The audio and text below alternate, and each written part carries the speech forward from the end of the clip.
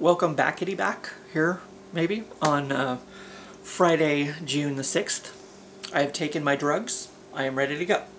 I have already done the video. I already showed you the Heath dessert fluff. It's not a cookie fluff, it's a dessert fluff. This one also, I guess, is not a cookie fluff. There's no cookies anywhere in it. It's just a dessert fluff.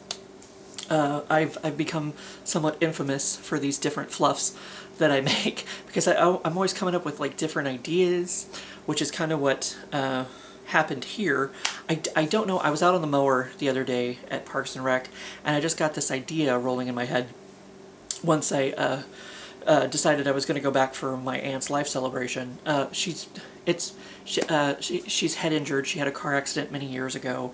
I always feel like I have to explain this because I know people say, you know, celebration of life, you think funeral, somebody died. I've even had people say I do, you know, my aunt's life celebration.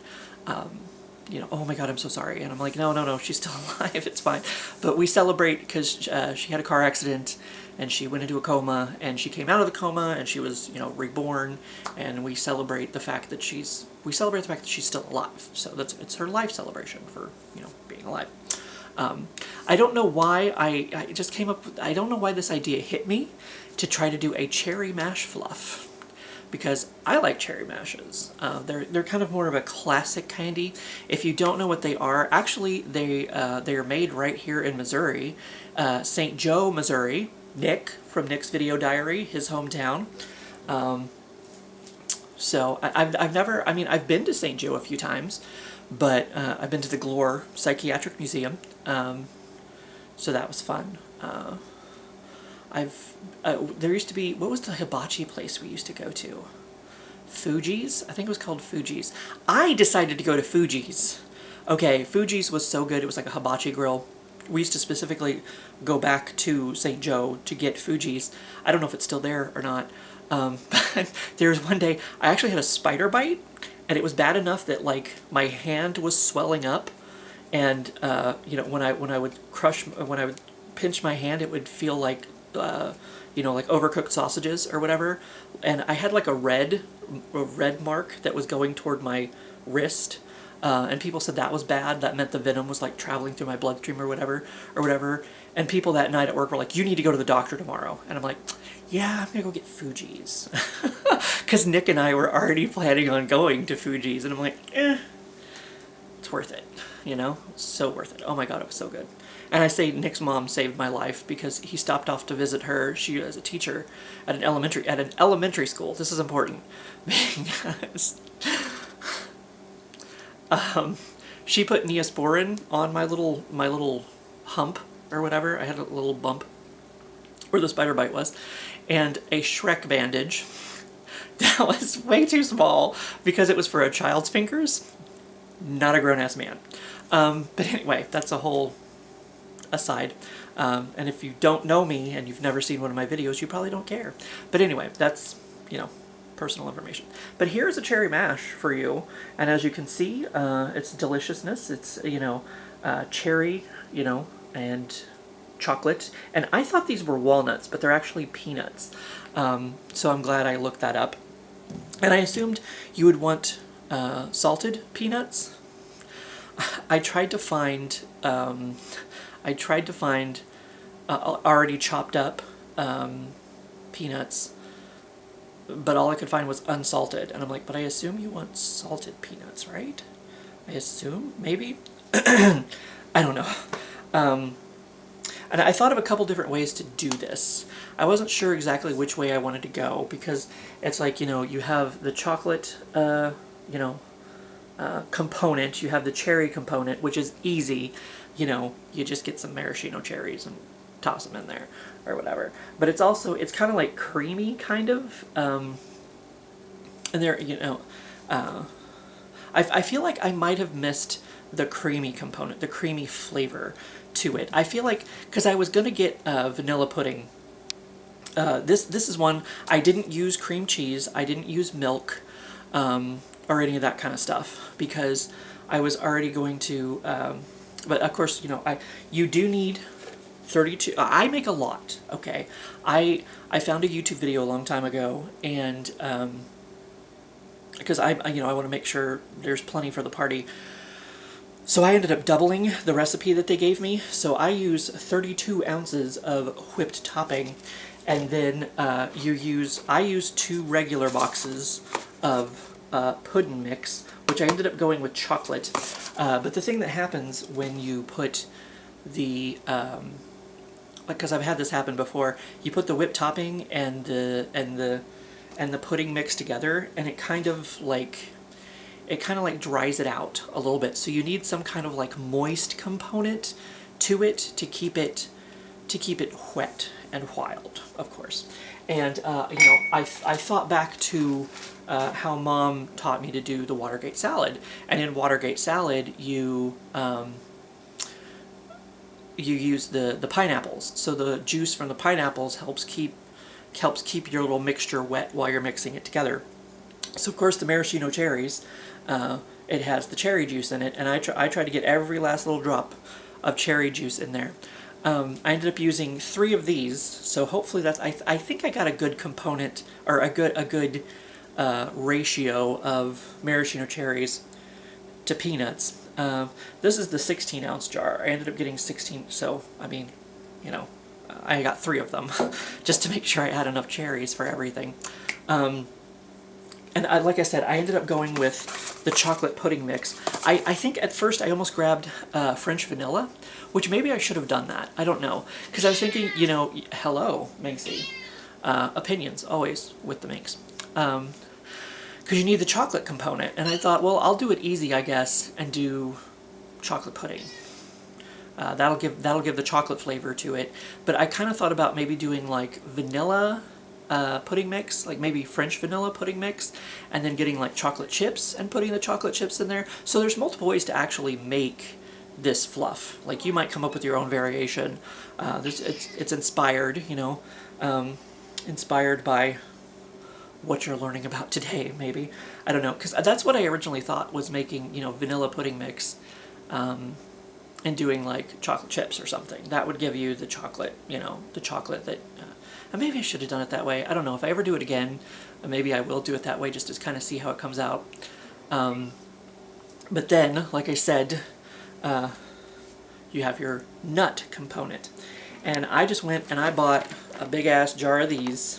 Because, see, I did the salted, dry-roasted nuts. And I used maybe about 2/3 of it. And I think that was a pretty good... ratio of, I don't know, maybe I should have done a few more, I don't know, but I actually, well, I needed some more bags anyway, but I just put a bunch of nuts in my sack, and I just started pounding my nuts. Oh, so I don't know what my neighbors, hopefully I didn't disturb them too much. I was trying not to hit it very hard, because I didn't have, like, my mom had a meat tenderizer growing up. That had to be what it was, because it was like this metal mallet thing, kind of looking thing. So the sides were like, flat or whatever. I could have been using those. And then the ends kind of had these little pointy things on them. So it was like a meat tenderizer. Why are you trying to get... All right, go in there, explore, whatever. But actually, I need to go over here for a minute. Because I didn't have one of those, the meat tenderizer thing. So I used a regular fucking hammer. This was my tool that I had available to me. So I just put the nuts in the bag and just on the counter. So because I was, well, I mean, I guess, like that could be like a murder weapon. That meat tenderizer thing that Mom had when I was growing up. It meant serious business, I ain't gonna lie. So, but yes, I pounded my nuts. I gotta make that joke, because I'm mature. So I think that's everything. So yeah, for this, because I've done this before. I've made like a fruit salad kind of dessert fluff. I always call them fluffs because they're called cookie fluff, I think. So it's like when there's no cookies in them, they're just kind of a dessert fluff kind of thing.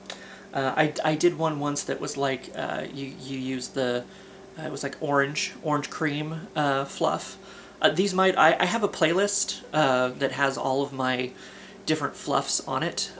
If you want to go check that out and maybe see some more of my crazy fluff ideas that I've had over the years. But you use the, maraschino. That's the only name in my mandarin oranges. Maraschino was the only word in my head. I'm like, that's the wrong M word. Oh my god. But yeah, you use the mandarin oranges. But of course, all of those, because I've done that before with something. I can't remember what it was. I think it might have been because I used the Skittles pudding mix once, and I don't think I think that was maybe the one. There was something I did. No, actually, maybe that was the Cool Whip with the brownie pieces in it that like dried out the. When I put the pudding mix with that's what kind of dried it out. But yeah, as long as if you're doing a fruit thing, you have some kind of juice to like keep your mixture at least a little bit moist. It goes over pretty good. So, but yeah, I had the whipped topping and the cherries and the nuts, and I just threw it all together. Obviously, this is not one to choose. If you're going to a party with people that are allergic to peanuts. So I even wrote it on the top. I have these little stickers that I write, but I warned just in case anyone is allergic to nuts. I don't think anyone that will be coming to my uncle's party is allergic to nuts, but you never know. It's good to warn them. So this is the cherry fluff. So it came out, I don't know. For some reason I was expecting the chocolate to be like browner or something, like darker brown than that, but I don't want it to fall out. It's had a chance to. It's been in the fridge for a bit, so it's set up a bit more. But yep, that might even be a little cherry right there in the mix there. So from what I've tasted, of course, I don't have cherry mashes very often, but I tasted I tasted the cherry and the nuts, so I guess that's I don't know, maybe I probably should have put